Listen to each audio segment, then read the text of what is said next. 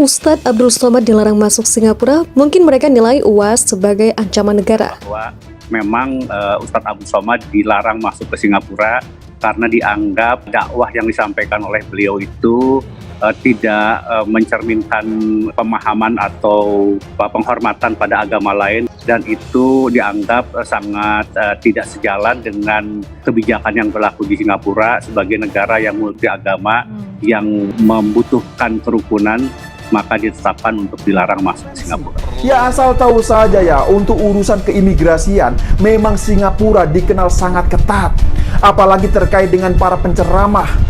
Ya jujur saja ya, saya jadi curiga, jangan-jangan petugas imigrasi ini sudah mengecek video UAS yang sering menghina mereka yang non-muslim.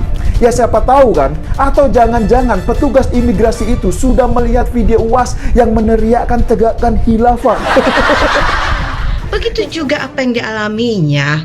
Begitu dia mengatakan bahwa bom bunuh diri itu halal dan boleh, langsung dong di blacklist oleh beberapa negara karena dianggap dia pendukung terorisme.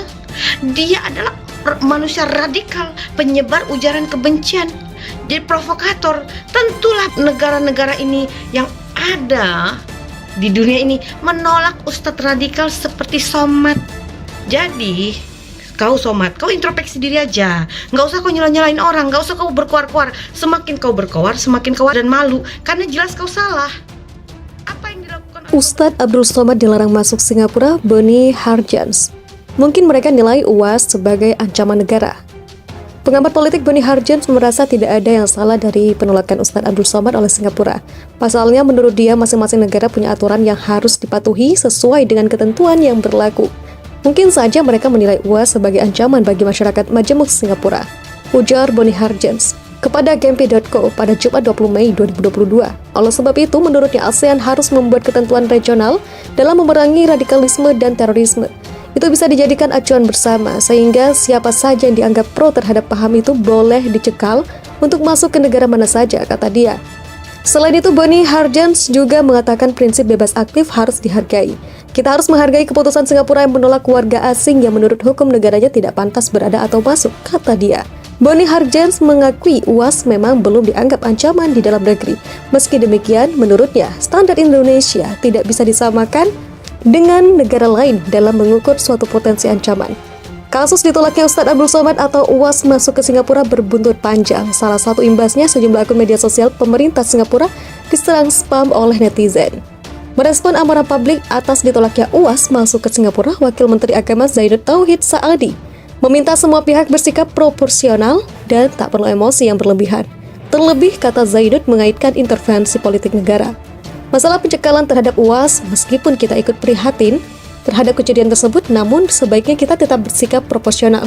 Tidak perlu emosi yang berlebihan, apalagi mengaitkan masalah tersebut dengan intervensi politik negara, misal menyebut pesanan Jakarta.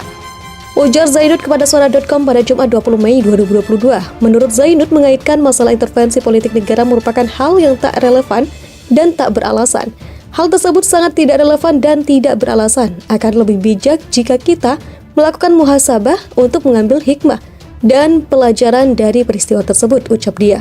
Karenanya Wakil Ketua Umum DPP P3 itu pun mengajak semua pihak untuk membangun sikap terbuka dan toleran agar tak berburuk sangka. Kata Zainud, Islam mengajarkan untuk menjauhi prasangka. Mari kita membangun sikap hidup yang lebih terbuka dan toleran agar tidak selalu dihantui perasaan curiga dan syakwa sangka yang berlebihan. Ajaran agama Islam mengajarkan bahwa kita harus menjauhi prasangka, karena sebagian prasangka itu dosa, tutur dia. Zainud berharap ada hikmah di balik peristiwa tersebut. Saya merasa ikut prihatin atas kejadian yang menimpa Ustadz Abdul Somad yang ditolak masuk ke Singapura oleh pihak imigrasi setempat beberapa hari lalu. Semoga beliau bisa mengambil hikmah dari peristiwa tersebut, kata dia.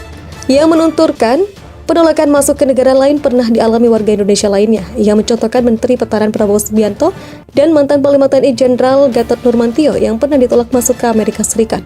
Misalnya Pak Prabowo pernah tidak diizinkan masuk ke Amerika Serikat sewaktu beliau ingin menghadiri kelulusan putranya di Boston pada tahun 2000. Hal serupa juga menimpa mantan Panglima TNI Jenderal Gatot Nurmantio ditolak masuk ke Amerika Serikat pada tahun 2017, papar Zainud. Menurutnya, masih banyak kejadian penolakan warga negara Indonesia ditolak masuk ke negara lain, sehingga kata Zainud tak perlu dibesar-besarkan. Saya kira masih banyak kejadian serupa yang menimpa warga negara Indonesia lainnya. Jadi menurut saya, hal tersebut hal biasa dan tidak perlu dibesar-besarkan, tuturnya. Zainud mengatakan yang harus dipahami bahwa petugas imigrasi di berbagai negara termasuk Indonesia memiliki otoritas untuk menolak atau menerima warga asing untuk masuk wilayah suatu negara. Hal itu kata dia sepenuhnya menjadi kewenangan negara tersebut. Zainud mengungkapkan Indonesia sendiri melalui pihak kantor imigrasi kelas 1 khusus TPI Bandara Soekarno-Hatta selama 3 bulan terakhir dari bulan Januari hingga Maret 2022 telah melakukan penolakan masuk 234 warga negara asing dari berbagai negara dengan berbagai alasan. Beragam alasan penolakan warga negara asing masuk ke suatu negara selain alasan keimigrasian. Misalnya, karena masuk dalam daftar cekal, paspor rusak atau palsu, tidak kooperatif, mengganggu ketertiban umum, dan lain sebagainya. Kejadian ini membuktikan gak usah kita ke Singapura, gak usah kita ke sana, biar koruptor yang ke sana, tukasnya. Pantauan suara sumut.id di lokasi unjuk rasa masa aksi turut membawa spanduk bertuliskan kecaman terhadap pemerintah Singapura. Adanya aksi unjuk rasa ini juga membuat arus lalu lintas di Jalan Imam Bonjol Medan persisnya di depan gedung Forum 9 Office Building untuk sementara tidak dapat dilewati. Guna mengamankan jalannya aksi agar berlangsung aman dan kondusif, personel gabungan Polrestabes Medan melakukan pengamanan ketat di lokasi unjuk rasa.